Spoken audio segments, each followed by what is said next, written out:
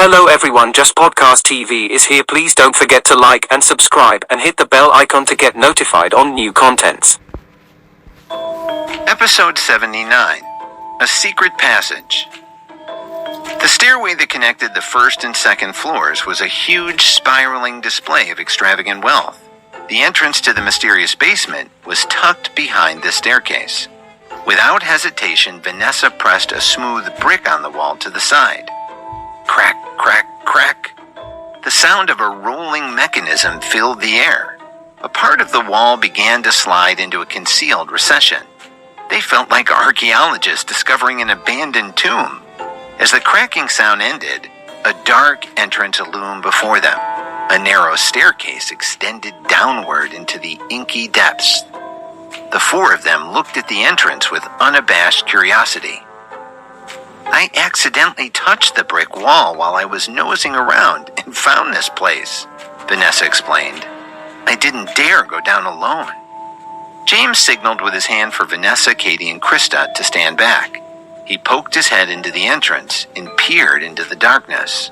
The space carried a musty smell. It was obvious it had not been accessed for a long time. He also noted there was no draft coming up from below.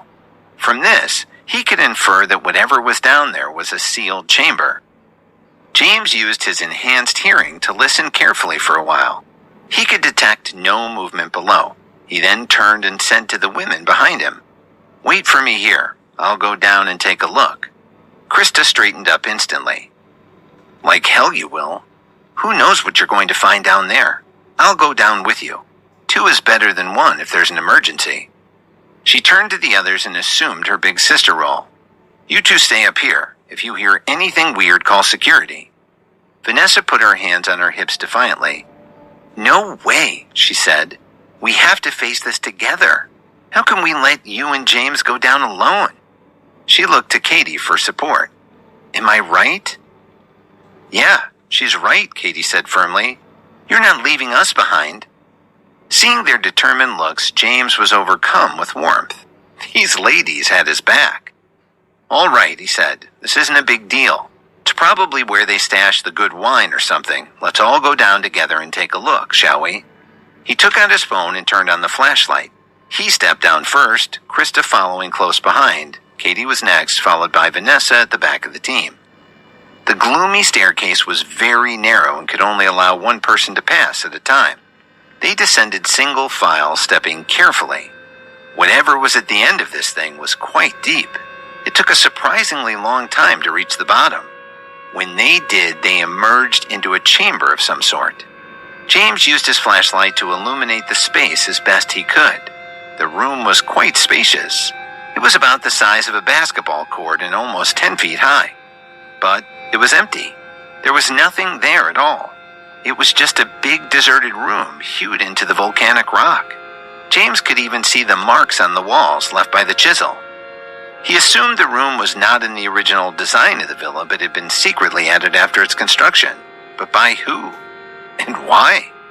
Did this have to do with that menacing bald pirate? Many questions swirled through James's mind.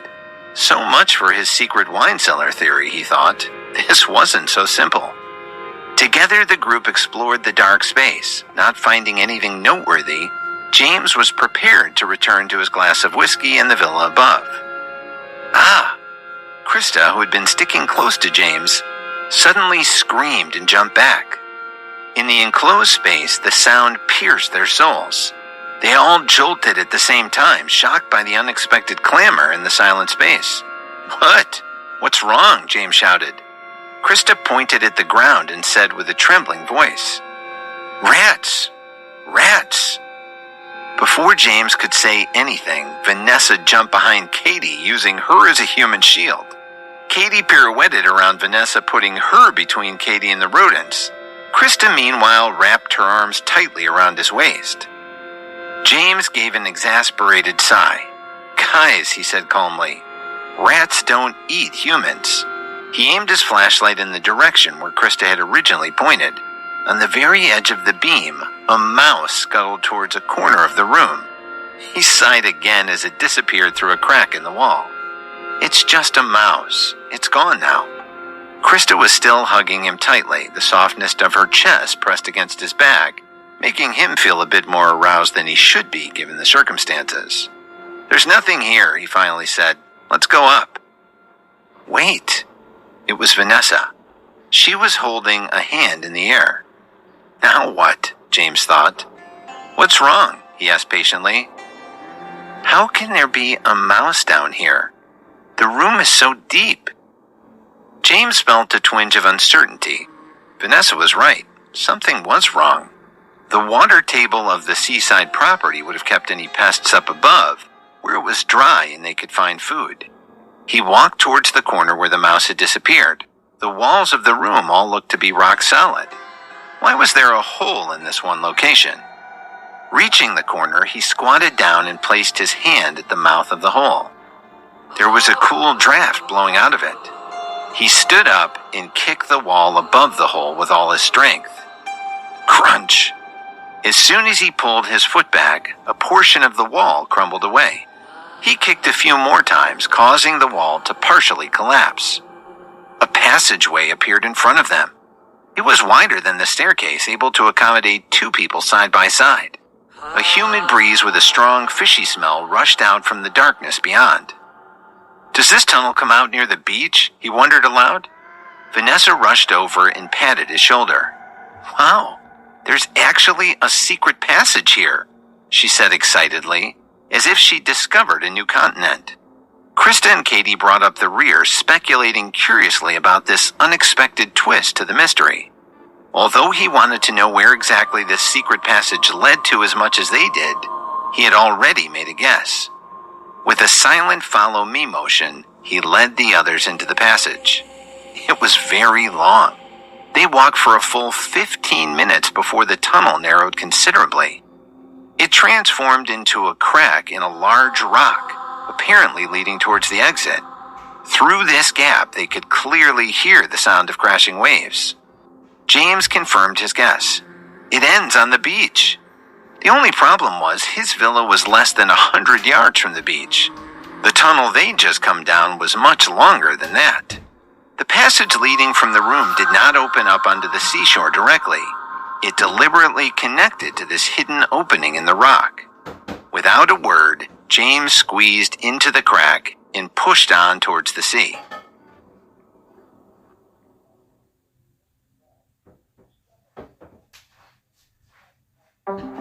Episode 80. Gunshot. Krista, Katie, and Vanessa were very quiet. They followed close behind James the whole time, glad to let him take the lead. When they looked up from the crack, they could see the faint light of stars in the sky.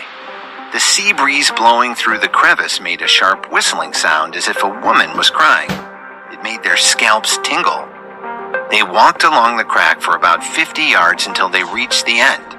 It opened to a cliff face by the sea. Although it was night, James could make out the details of the terrain with his outstanding eyesight. The cliff was almost perpendicular to the surface of the water. It was very steep. The opening they'd emerged from was near the bottom of the sheer rock face, about 20 feet up from the sea and maybe 60 feet from the top of the cliff. There were no obstructing rocks below, only deep seawater. This they knew because of the sound of the waves crashing against the cliff. James guessed that this place could be approached by boat. His yacht could easily be anchored at the bottom of the cliff. Lush plants grew at the entrance of the crack. The surrounding cliff was semicircular, making the opening hard to find.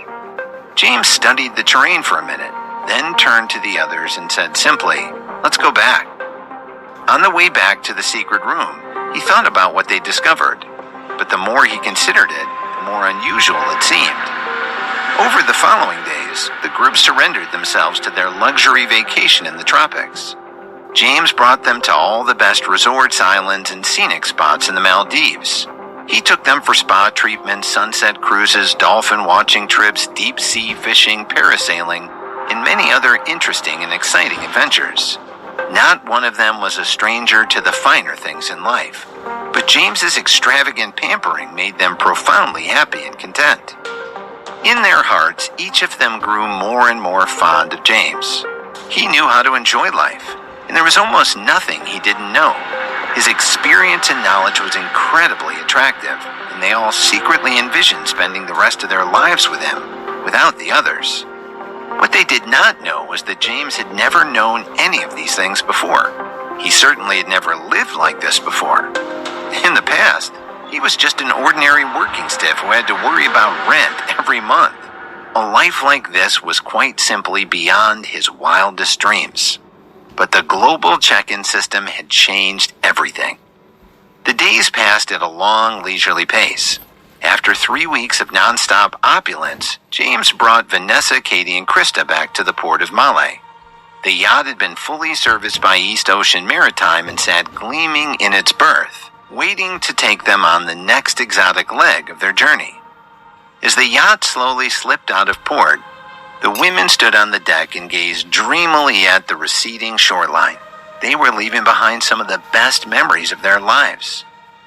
"Goodbye, Maldives," Katie shouted. "We will definitely come back," Vanessa added. Once they reached open waters, James set the controls to autopilot and walked to the deck. Seeing the ladies looking wistfully at the shimmering archipelago in the distance, he did his best to comfort them. "Don't be sad, girls.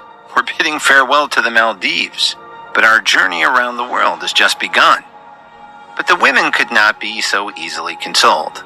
One by one, they retreated to their cabins to rest. Women, he thought. Their moods change faster than the weather.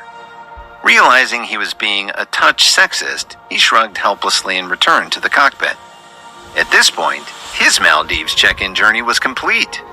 With the boat on autopilot and nothing else to do, James began to think about the underground chamber and secret passageway in the villa on Coney Island. By now, he had a strong feeling that the whole thing had something to do with the pirates. Perhaps they were the ones who'd built it in the first place. Where are we going next? James was snapped out of his thoughts by Vanessa. He hadn't even noticed she'd entered the cockpit. Sitting in the pilot's seat, he didn't answer her right away. He was still a little miffed by the girls' petulant display as they sailed out of the Maldives. Vanessa gave him a cute expression, shook his arm, and asked, "What are you all angry about?" He still ignored her, doubling down on his childish stance. Seeing his sulky mood, Vanessa leaned over and pressed her soft lips lightly on his forehead. "I know what you're thinking," she said coquettishly, "but I don't think you're really mad, right?" James looked at her and smiled. "You know me too well." He stood up. "Okay then, I'll tell you. Next stop, Madagascar." Of course, he left out the part about the check-in on what he was now thinking of as Nameless Island. He planned to accidentally discover it, throw down anchor, and stay on the island for a few days.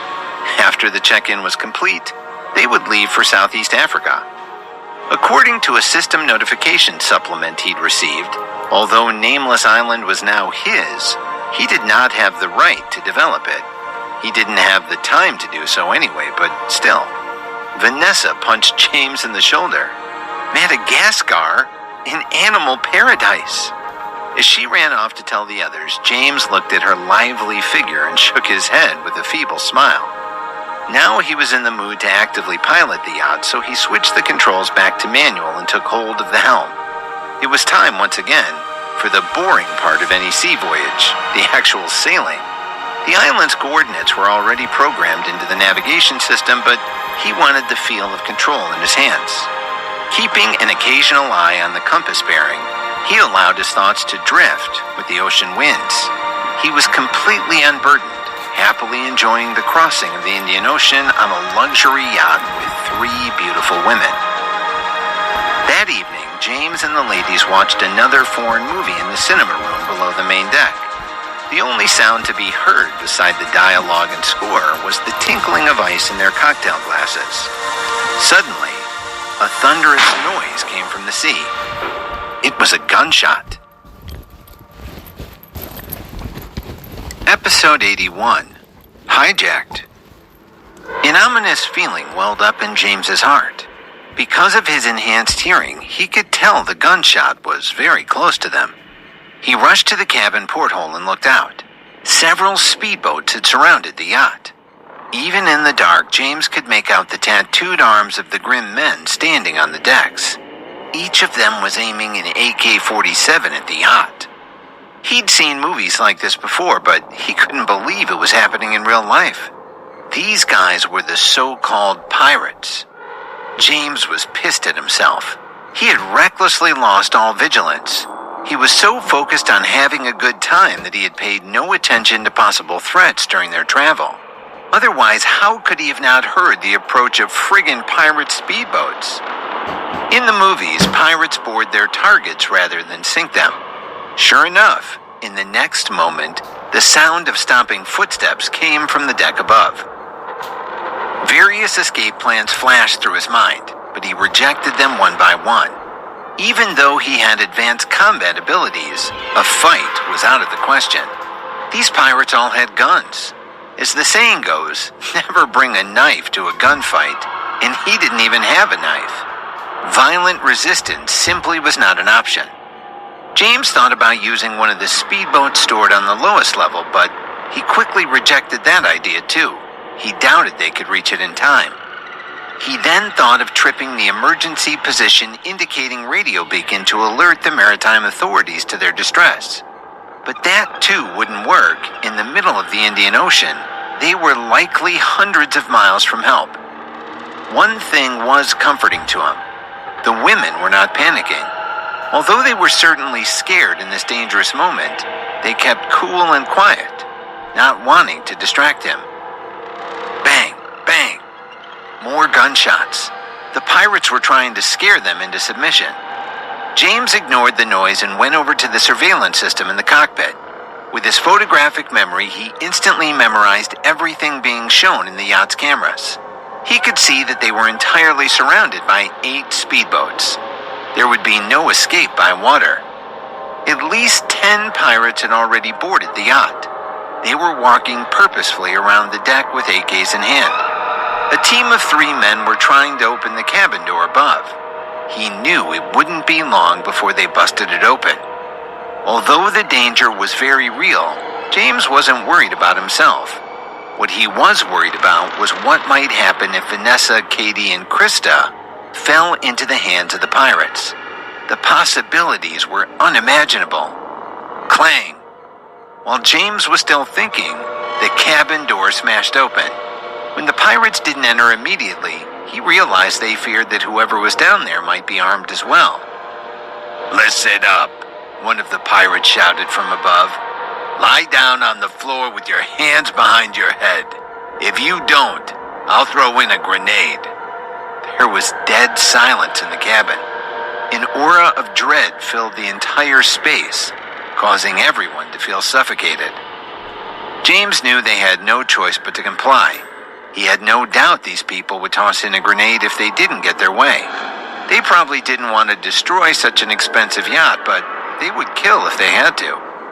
He quickly formulated a plan in his head. He didn't have time to explain it properly, but he did his best.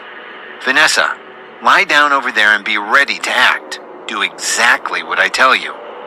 Krista, you and Katie lie on the ground by the stairs so they see you first. When I tell you to, tell them you will cooperate. Whatever you do, don't resist. Let them relax their guard." The women knew he must have had an idea and quickly did what they were told. James once again marveled at their capacity to remain cool in a crisis. After they were in their places, James hid under the stairs leading to the level above and nodded at Krista. "Please don't hurt us," she called out. "We are on the ground, as you ordered. Please don't kill us." Bam, bam, bam.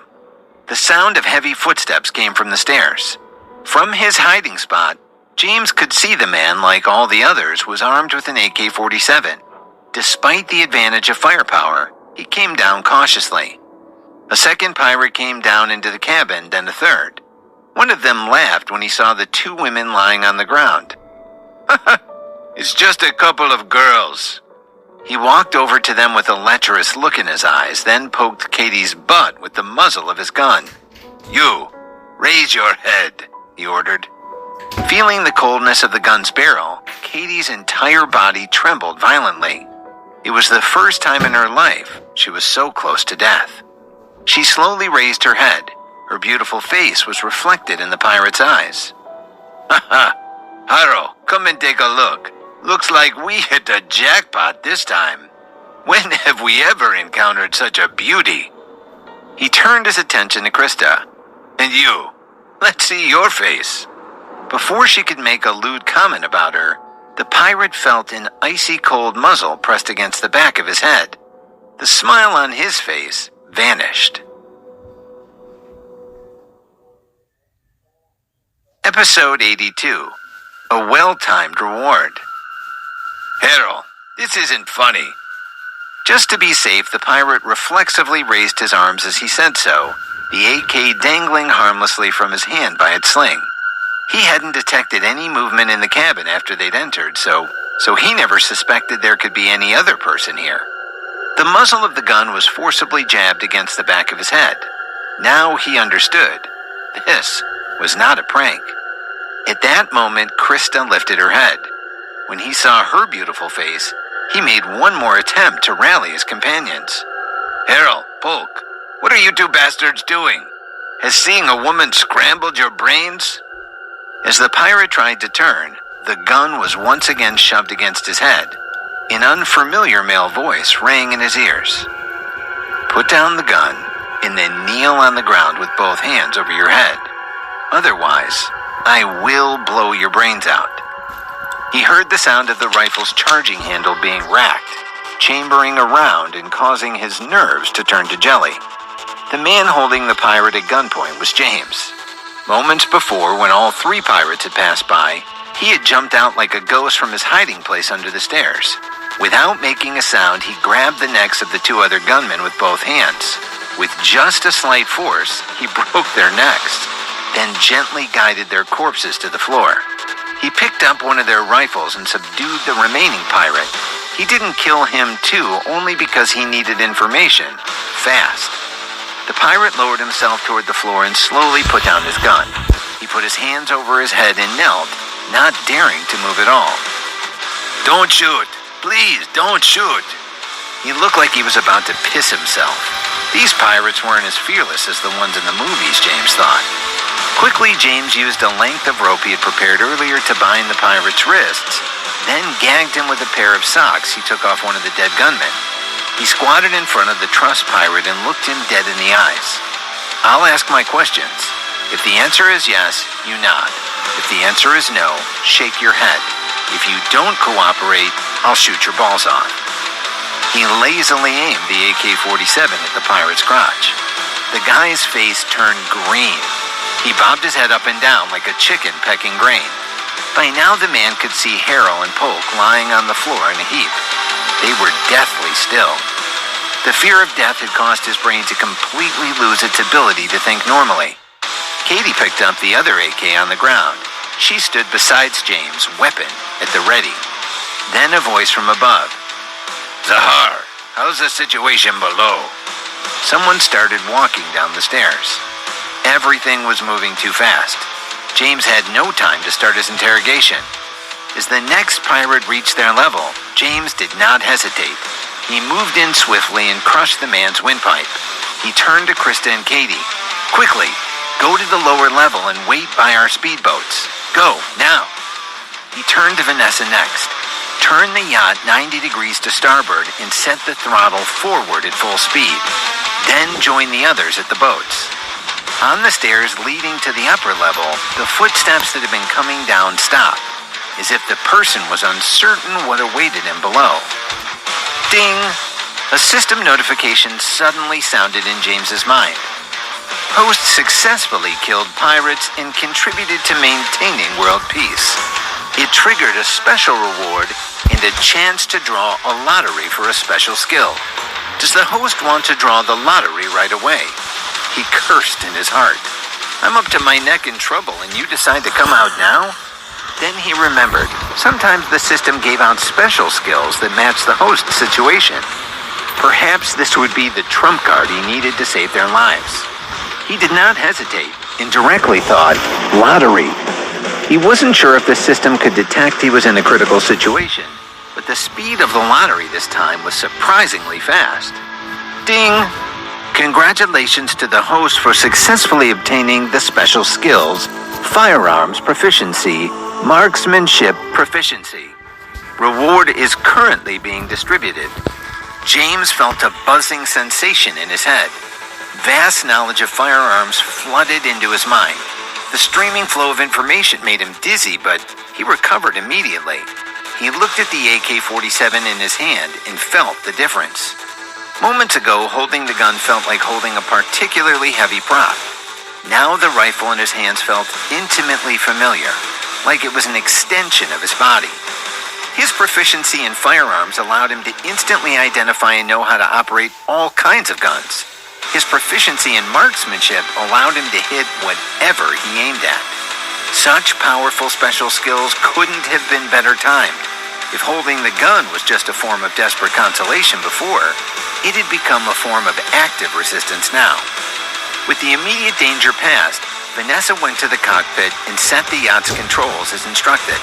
She already knew how to operate boats from her upbringing, and James had taught her a lot about this specific yacht during their long voyage. She was very familiar with its operation.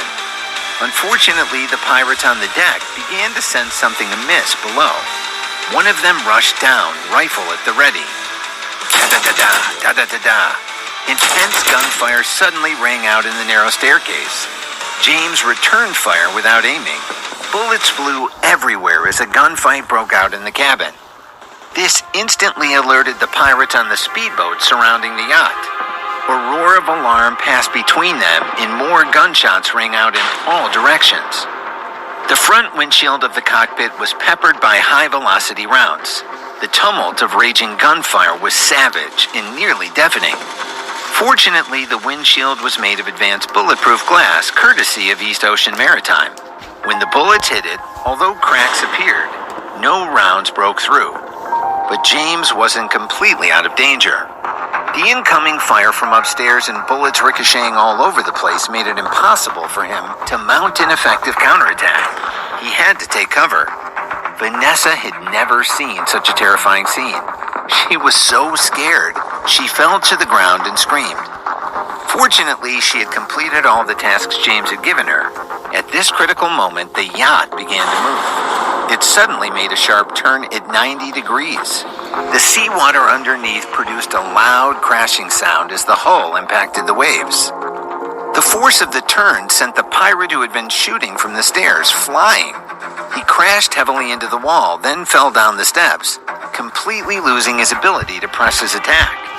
The pirate behind him was thrown back onto the deck, his gun falling from his hands.